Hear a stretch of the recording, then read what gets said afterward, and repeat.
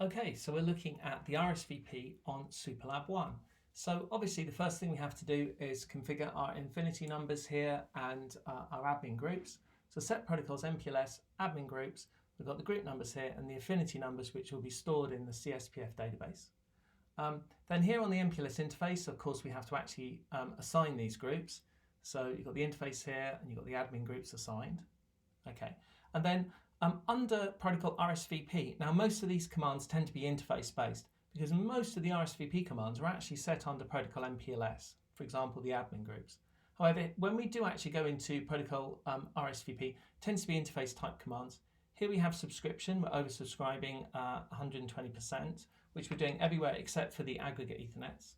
We've got authentication on here, we're using workbook as our key. And we're aggregating those RSVP messages on the interface. And actually this command is now deprecated because that is on by default everywhere. So, and it's on globally.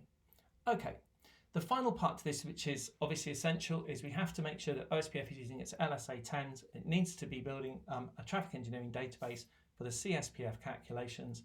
It's not on by default. We have to turn this on. With ISIS, it is on by default.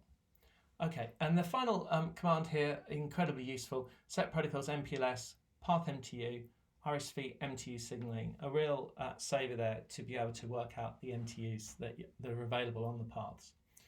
Okay, particularly with tunneling protocols and anything with extra headers and shims, very useful. Okay, so the next thing we're going to do is we're going to be configuring a full mesh of LSPs except for router 4, router 5 and the route effector because they're just doing LDP. So we have an example one here. I've just shifted this line down here to give a bit more space. So set protocol, MPLS, label switch path, R1 to R2, 2, and then the IP destination.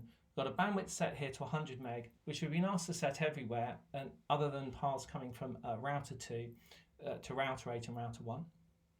We've got priority 5.5. We've got the admin group, include any, green and blue. Okay. So we have to build LSPs from R1, R2 and R3 that use green and blue, LSPs from 6, 7 and 8 that use purple and blue, and LSPs from R3 and R6 have a higher priority of 3 and 3. We've gone through priorities before. 0 is the strongest and 7 is the weakest. Okay, so the next step here is that on router 2 we want to be using auto bandwidth.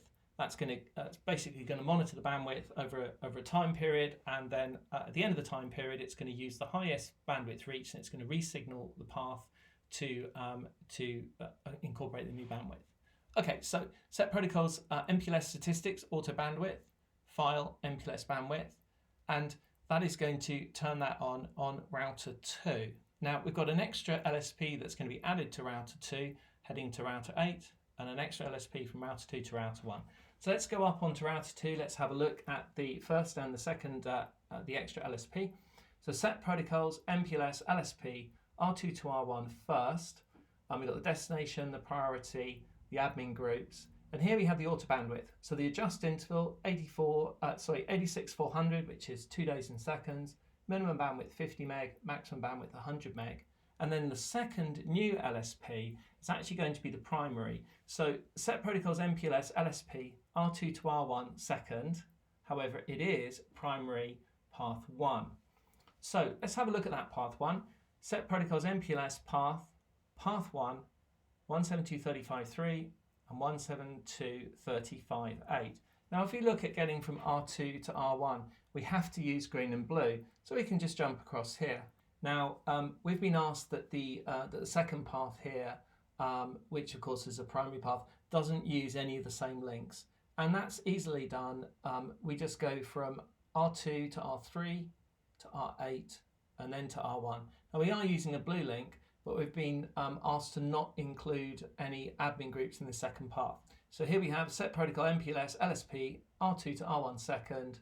We've got the destination IP, got the priority, primary path 1, got the auto bandwidth, and the setting of these two IP addresses in the primary path make the data go from R3 to R8 and then to R1.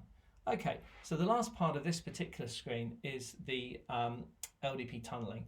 So LDP tunneling is actually relatively easy to turn on. Now, you've got to remember that the LDP only actually shares the loopback information. Now, you can increase that with an egress policy, but basically it's going to share the loopback information.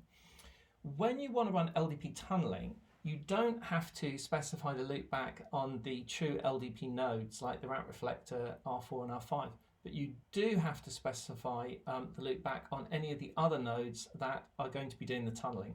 So all you have to do is on all of the paths, set protocol MPLS, LSP, R1 to R2, LDP tunneling. You just add this command LDP tunneling, and you need to make sure that the loopback interface is inside the LDP protocol on these other RSVP routers that you want to LDP tunnel across the RSVP path. And that's that.